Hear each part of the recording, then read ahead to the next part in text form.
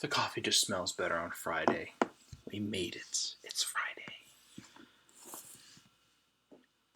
Have you ever tried to do something good, helpful even, and it backfires? Maybe unintentionally hurts somebody. He said something that you immediately regretted. Put some salt on that foot I just put in my mouth, right? It's kind of what happened in this chapter and book we have today. We're going to go to 2 Corinthians chapter 2. You could do chapter 1 too if you want to get the full context. Read 1 and 2. But Paul wrote 1 Corinthians and has visited Corinth in between 1st and 2nd Corinthians. And clearly, this visit didn't go very well. It was a visit he spoke highly of in 1 Corinthians, that he's coming, it's going to be great, we're going to have a wonderful time, we're going to learn how to be the church, blah, blah, blah, blah, I can't wait to see you. And clearly it didn't work. Right away in chapter 2, verse 1. So I made up my mind not to make you another painful visit, for if I caused you pain, who is there to make me glad but the one whom I have pained? Right? Paul's made a mistake. We don't know what it is. We can take a guess. It might have been involving, based on the rest of the contents of this letter, some kind of issue with death. We're not sure though. We don't know. But he continues to write. As I wrote as I did, so that when I came, I may not suffer pain from those who should have made me rejoice. For I am confident about you all, that my joy would be the joy of you all. For I wrote you out of much distress and anguish of heart, and with many tears, not to cause you pain, but to let you know the abundant love that I have for you. There's that love word again, right? Just like yesterday's text.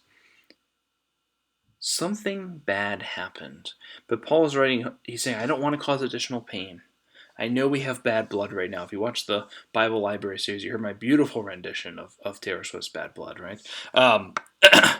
This is what's happened here. But as he'll continue here, we have to forgive. We have to learn to forgive. We have to move on. This mission from God that has been trusted to the church is too important to let our bad blood get in the way.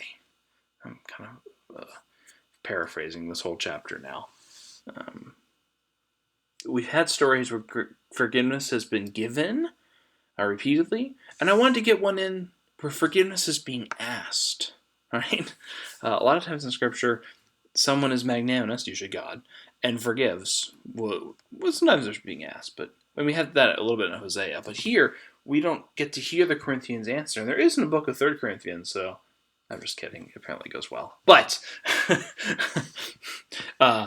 Paul asks forgiveness before going into the rest of the letter because he does care about them, and he does want. He's as he says he is joyful for them. He sees their potential. He cares for them, and there's regrets, right? He doesn't wish to continue to cause pain.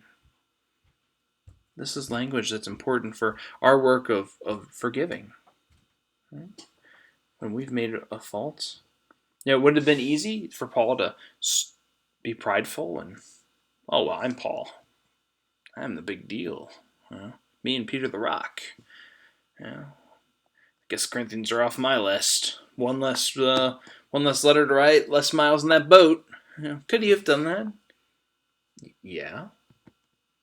But then it's his loss. And it's the Corinthians' loss. He's losing that relationship. And like he said, life is too short to spend holding on to grudges.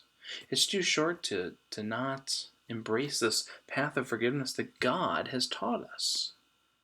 God shows us this way and gives these things to us, expecting us to reflect on the others, because God knows it's good for us. As we talk about all week, forgiveness is freeing and powerful. And so whether we're in the right or the wrong, let's seek to forgive. I look forward to worshiping with you on Sunday and continuing another theme next week, too, on how God would have us live as we learn about this way of Christ. See you next week.